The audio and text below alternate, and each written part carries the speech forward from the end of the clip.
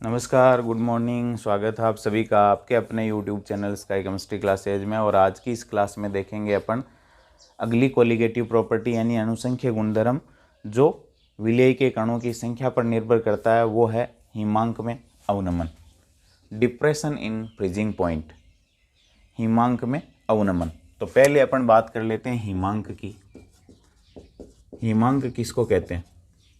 तो पुरानी परिभाषा तो यह है कि वो बिंदु या वो ताप जिस पर कोई द्रव्य जम जाता है, कोई द्रव्य जमता है, वो हिमांक कहलाता है। नई परिभाषा क्या है हिमांक की?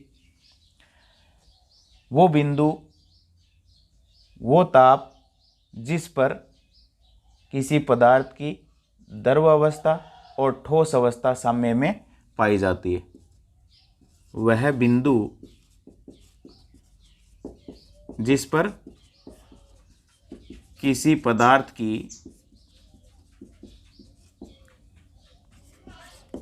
की द्रव एवं ठोस अवस्था साम्य अवस्था में पाई जाती है, यानी दोनों अवस्थाएं पाई जाती है। जैसे 0 डिग्री सेल्सियस पर बर्फ और जल साम्य में पाए जाते हैं, तो वो क्या है? हिमांक बिंदु है। 0 डिग्री सेल्सियस पर बर्फ और जल दोनों अवस्थाएं एग्जिस्ट करती है, दोनों अवस्थाएं पाई जाती है। फिर जल के बर्फ में बदलने की दर और बर्फ के जल में बदलने की दर आपस में बराबर रहती है 0 डिग्री सेल्सियस पर। उस बिंदु को अपन क्या कहते हैं? हिमांक कहते हैं। पदार्थ का हिमांक तो वह बिंदु जिस पर किसी पदार्थ की द्रव और ठोस अवस्था साम्य अवस्था में पाई जाती है, हिमांक कहलाता है। या कोई द्रव्य जमता है पुरानी परिभाषा के अनुसार, तो वो भी हिमांक है। अब देखो, हिमांक में अवनमन का मतलब है हिमांक में कमी आ जाती है। फॉर एग्जाम्पल, यदि अपन शुद्ध जल जो 0 डिग्री सेल्सियस पर जमता है, जिसमें बर्फ और जल साम्य अवस्था में पाए जाते हैं, अब यदि शुद्ध जल के अंदर अपन नमक मिला दें, शुद्ध जल के अंदर नमक ऐड कर दें, यानी अवाष्पशील विलेय मिला दें, तो हिमांक में क्या आ जाती है? कमी आ जाती है। हिमांक यानी पहले 0 डिग्री सेल्सियस पर जम रहा था, अब वो माइनस में जाकर के जमेगा। जल जो है उसके हिमांक में कमी आ जाती है, -5 पे, -3 पे, -2 पे, लेकिन माइनस में जमेगा। या यूं कह सकते हो, मान लो कोई पदार्थ है, वो शुद्ध अवस्था में 10 डिग्री सेल्सियस पर जमता था, अब उसके अंदर अवाष्पशील विलेय मिला देते हैं, तो इसके हिमांक में कमी आ जाती है और वो 5 डिग्री सेल्सियस पर जमेगा। पहले 10 पे जम रहा था, अब 5 डिग्री सेल्सियस पर जमेगा। तो हिमांक में इसको अवनमन कहते हैं। हिमांक में क्या आ जाती है? कमी। इसको समझने के लिए थोड़ा सा अपन पहले एक ग्राफ की तरफ चलते हैं, और ग्राफ के अंदर एक तरफ ले लेते हैं ताप और एक तरफ ले लेते हैं वाष्प दाब, वेपर प्रेशर। ये इधर बढ़ेगा टेम्परेचर बढ़ने के साथ। अब आप ये जानते हो कि शुद्ध विलायक का वाष्प दाब क्या होता है? शुद्ध विलायक का वाष्प दाब हमेशा विलयन से ज़्यादा होता है। तो ये कह सकता हूँ कि ये द्रव विलायक के लिए है। शुद्ध अवस्था में वाष्प दाब उसका ज़्यादा होगा। विलयन का वाष्प दाब क्या होगा? विलयन का वाष्प दाब शुद्ध विलायक से क्या होगा? कम होगा। देखो, इसका मिडिल पॉइंट ले लें तो इसका वाष्प दाब ज़्यादा है, और इसका लें तो ये वाष्प दाब क्या आएगा? कम आएगा। तो विलयन का वाष्प दाब विलायक से कम होता है। अब अपन ये कह रहे हैं कि वो बिंदु जिस पर किसी पदार्थ की द्रव और ठोस अवस्था साम्य में पाई जाती है, उसको हिमांक कहते हैं। तो ये तो रहा द्रव विलायक, उसका वाष्प दाब क्या है? ज़्यादा है विलयन से। अब इसकी ठोस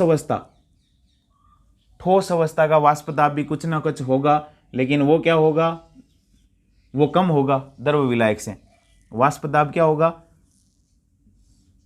यह है ठोस विलायक, ठोस अवस्था में विलायक का वाष्प दाब, और वो क्या होगा? वो कम होगा। किससे? द्रव विलायक से कम होगा।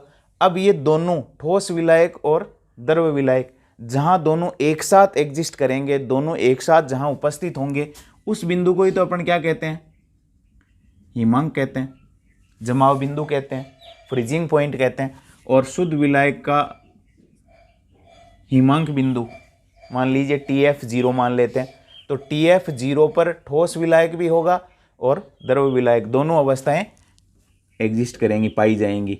वो बिंदु क्या कहलाता है, हिमांक कहलाता है।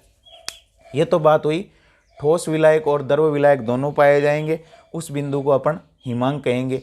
ठोस विलायक का वाष्प दाब क्या होगा, द्रव विलायक से और विलयन दोनों से कम होगा। अब अपन विलयन में क्या कर देते हैं, द्रव विलायक के अंदर अवाष्पशील विलेय मिला देते हैं। द्रव विलायक में अवाष्पशील विलेय मिला देते हैं तो विलयन बन गया, ये रहा। अब विलयन का वाष्प दाब क्या होगा, घट जाएगा। अब विलयन का वाष्प दाब जो है वो ठोस के वाष्प दाब के बराबर करने के लिए इसका टेम्परेचर क्या करना पड़ेगा, अपने को थोड़ा और कम करना पड़ेगा।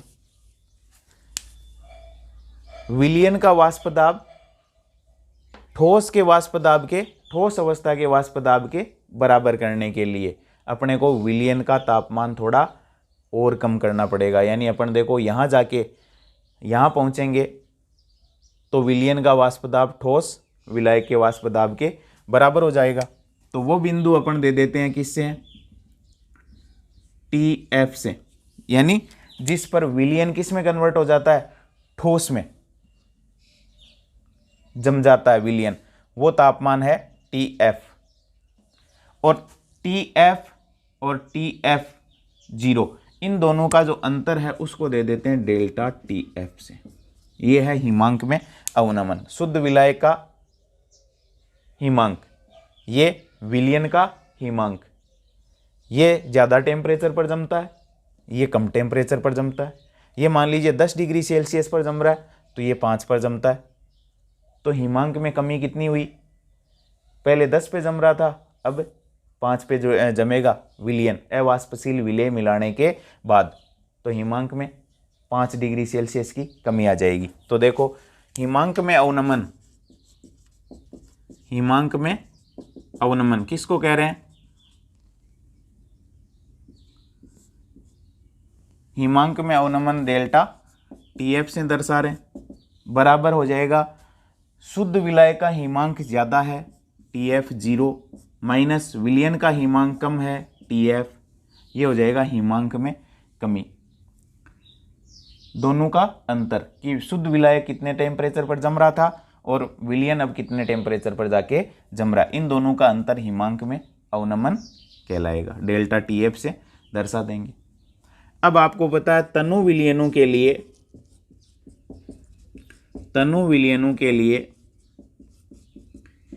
हिमांक में अवनमन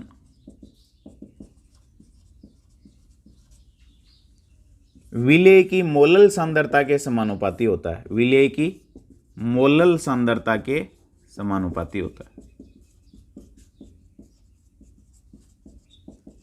समानुपाती होता है। तनु विलयनों के लिए, डाइल्यूट सॉल्यूशन जिनके अंदर विलेय की मात्रा कम है उनके लिए हिमांक में अवनमन जो है वो विलेय की मोलल सांद्रता के समानुपाती होता है। यानी विलेय की मात्रा जितनी ज़्यादा होगी हिमांक में अवनमन उतना ही ज़्यादा होगा। तो यूं लिख सकता हूं क्या, डेल्टा TF हिमांक में अवनमन समानुपाती M, M यहाँ विलेय की मोलल सांद्रता है, मोलल सांद्रता यानी मोललता, और डेल्टा TF बराबर समानुपाती के चिन्ह को हटा करके लिख सकता हूँ KFM। KF क्या है, KF है क्रायोस्कोपिक स्थिरांक या मोलल अवनमन स्थिरांक, अवनमन स्थिरांक, और ये KB के समान ही है। इकाई होती है केल्विन kg पर मोल, किसकी, KF की। अब आ जाते हैं अपन मोललता। M बराबर होता है विलेय के विलेय का ग्रामों में द्रव्यमान बटा विलेय का मोलर द्रव्यमान बटा विलायक का ग्रामों में द्रव्यमान बटा 1000। ये मोललता होती है, मोललता को आप जानते ही हो, विलेय के मोल बटा विलायक का भार किलोग्राम में। तो विलेय के मोल होते हैं विलेय का ग्रामों में द्रव्यमान बटा विलेय का मोलर द्रव्यमान, विलायक का ग्रामों में द्रव्यमान बटा 1000, 1000 का भाग देंगे तो विलायक किस में कन्वर्ट हो जाएगा, किलोग्राम में कन्वर्ट हो जाएगा। तो m की वैल्यू मैं यहाँ रख दूँ तो देखो delta TF is equal to हो जाएगा KF W2 M2 नीचे आ जाएगा W2 बटा M2 गुणा 1000 बटा W1, ये आ जाएगा डेल्टा TF। इसको ज्ञात कर सकते हैं अपन। ये कांस्टेंट है, क्रायोस्कोपिक स्थिरांक या मोलल अवनमन स्थिरांक। W2 क्या है? विलेय का ग्रामों में द्रव्यमान, विलेय इन ग्राम्स। M2 क्या है? विलेय का मोलर द्रव्यमान। W1 क्या है? विलायक इन ग्राम्स, विलायक की मात्रा किसमें? ग्रामों में। और 1000 किस लिए लिया है? 1000 विलायक की मात्रा ग्रामों में है, उसको किलोग्राम में कन्वर्ट करने के लिए 1000 का भाग देते हैं, क्योंकि मोललता ज्ञात करने के लिए विलायक का द्रव्यमान किलोग्राम में लेते हैं। तो ये हिमांक में अवनमन हो जाएगा डेल्टा TF बराबर KF W2 इंटू 1000 बटा M2 इंटू W1। तो इनके अंदर से अपने को 1 2 3 4 5 में से यदि 4 राशियां मालूम है तो 5वीं को अपन कैलकुलेट कर सकते हैं। अब यदि अपने को मोलर द्रव्यमान पूछ रहा है विलेय का, तो M2 बराबर क्या हो जाएगा? KF इंटू W2 गुणा 1000 बटा डेल्टा TF गुणा W1, ये आ जाएगा विलेय का मोलर द्रव्यमान। और इस फॉर्मूले पर आधारित कोई सवाल आपको मिल सकते हैं। तो ये हो जाएगा अपना हिमांक में अवनमन। शुद्ध विलायक की तुलना में विलयन का हिमांक जो है वो घट जाता है, हिमांक में कमी आ जाती है। इसीलिए क्या करते हैं, जिन देशों के अंदर बर्फ़ जमती है वहाँ क्या मिला देते हैं? नमक मिला देते हैं। इससे जमाव बिंदु क्या हो जाता है? घट जाता है। यानी कम टेम्परेचर पर फिर बर्फ़ नहीं बनती है या वो पिघल जाती है। तो ऐसा वहाँ करते हैं। तो हिमांक में अवनमन हो जाता है किसका? विलयन का। शुद्ध विलायक की तुलना में विलयन का हिमांक या जमाव बिंदु घट जाता है। तो ये था अपना हिमांक में अवनमन, डिप्रेशन इन फ्रीजिंग पॉइंट।